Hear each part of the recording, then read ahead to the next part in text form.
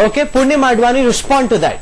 There might be any law, but the law, if it goes against tradition, cannot be implemented. That's what Yudhvir Singh is saying in defense of all those who are opposed to same Gotra marriages. Look, Rahul, there cannot be any law that permits killing. Killing is something this is dastardly, cold-blooded murders. They cannot say that because of marriage takes place between two individuals, whatever be the limitations and restrictions, it's for them to influence their own children if they can. इस बात को गंभीरता से लेना पड़ेगा। कितने बच्चों को आप इस तरह से मरवाओगे?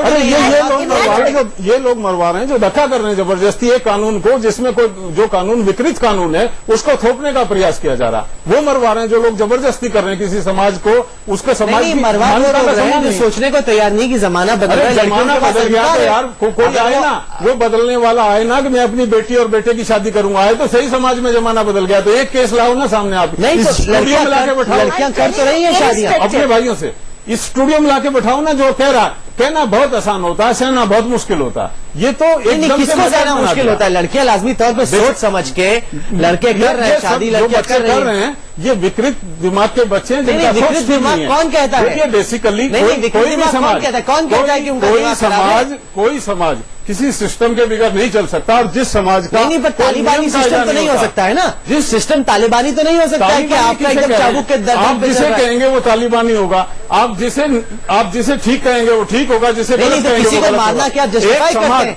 अगर कोई लड़की अपनी इच्छा के खिलाफ शादी करती है, आप मेरे सवाल का जवाब दीजिए। अगर कोई लड़की अपनी फैमिली की इजाजत के अलावा शादी करती है तो क्या आपको लगता है कि उसको मारना ठीक है? बेसिकली हमारे यहाँ मैंने कहा दो बातें हैं, गोत्र में विवाह और गांव में विवाह।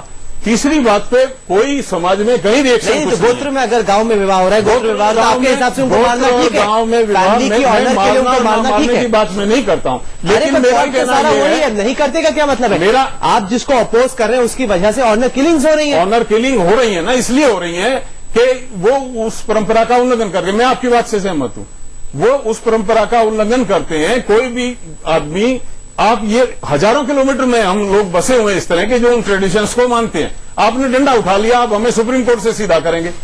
सुप्रीम कोर्ट कितने लोगों को सीधा कर देगा? कोर्ट एक आदमी के पीछे लगा नहीं, परंपरा भी तो वक्त के साथ बदलनी चाहिए। कर देगा परंपरा कौन सी ऐसी है जो कि वक्त के साथ नहीं बदलती? कोई ऐसा मानते हैं कि नहीं मानते? कोई ऐसा पहले सती भी तो परंपरा थी कि नहीं? अरे पहले सती भी तो परंपरा थी कि नहीं? परंपरा थी, जो ऐसा नहीं है परिवर्तन समाज में नहीं हुए, छोटे हैं परिवर्तन, लेकिन एक हमारा एक ट्रेडिशन है, हम रहे हैं हजारों साल से। सती भी तो भाई कहते हैं, बहन कहते हैं, चाचा सती भी तो ट्रेडिशन था, उसको जब पहले होता था तो मानते थे। सती को इसके साथ नहीं जोड़ की बात है, ये भी खराब परंपरा है, वो भी खराब परंपरा है, नहीं जोड़ सकते। ये समाज को आप नहीं बताएंगे कि क्या परिवर्तन, समाज ने चेंज किया। नहीं, पर आप कौन होते समाज को बताने वाले, लोगों को बताने वाले? एक आपकी इन्फॉर्मेशन के लिए बताऊं, जहां पे खाप पंचायत की व्यवस्था रही है वहां सती प्रथा नहीं रही। आप जाके देखें हमारे ट्रेडिशन। नहीं, पर खाप पंचायत कोई भी अधिकार कैसे रहता है? अगर लड़कियां पढ़ रही है अपनी मर्जी से तय कर रही है, क्या करना चाहिए? विधवा विवाह हमेशा से रहा हमारे, क्योंकि वॉरियर थे हम लोग, ज्यादातर शहीद होते रहते थे लोग, और वो जो स्त्रियां हमारे घर की विडोज होती थी उनके भाई से। Okay. Before I end this debate and move on, what is it that you have to say? Because this clearly is an issue which people are not prepared to change on. They're saying this is the way we've been. If a girl marries, Mr. Yudhvir Singh is not saying so that he condones deaths and honor killings, but he is saying that if anybody marries, he is opposed to them, and the natural consequence of that is that the boy and the girl are being murdered. Look, Rahul, in short, I can say that you are today breaking your head against the wall, because it's impossible to get your point across to persons who argue in this manner. You can't kill a human being, whatever else happens. I mean, whatever could be wrong, let me take his own for the sake of argument.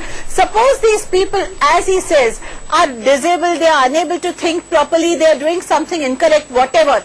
That is no ground for killing a human being. All I wish is that the long arm of law must show itself. आप हमें कानून समझवाते रहेंगे और कानून समझवाने से कुछ नहीं होने वाला है। हमारे समाज का जो ट्रेडिशन है उसका सम्मान करना पड़ेगा, अन्यथा ये हमारे समाज को बर्बाद, हम दुख हमें, हमारे बच्चों के साथ ये हो रहा है, हम परेशान हैं, हम उसका राह ढूंढना चाह रहे हैं, हम सरकार से मांग कर रहे हैं, हम इस देश के बासिंदे हैं, हम इस देश में रहते हैं और किसी भी नागरिक का ये अधिकार होता है कि वो सम्मान पूर्वक रह सके उस समाज में। Okay. लेकिन हमको फोर्सेबली कहा जा रहा है कि डंडा ले लिया हमने और कानून की धाराएं बताई जा रही हैं हमें, कोर्ट का डर दिखाया जा रहा हमें, पुलिस का डर दिखाया जा रहा हमें कि तुम्हारा इलाज कर देंगे। अरे हमारा इलाज तुम इस तरीके से ना करके हमारी जो वास्तविक समस्या है उसको समझो और उसमें जाओ आप और उसके माध्यम से इलाज For the करो। moment, Purnima Advani says, and I agree, that it's like banging your head against a wall, but if lots of heads are banged, maybe this wall of tradition will come crumbling down, because we cannot afford to have more people like Kuldeep and Monica being murdered right here in the capital, not in some far-flung remote area, but right here in the national capital. This is not okay. For the moment, T.R. Kakkar, Purnima Advani, Madhu Kishwar and Yudhvir Singh, thank you very much for joining me on Center Stage tonight.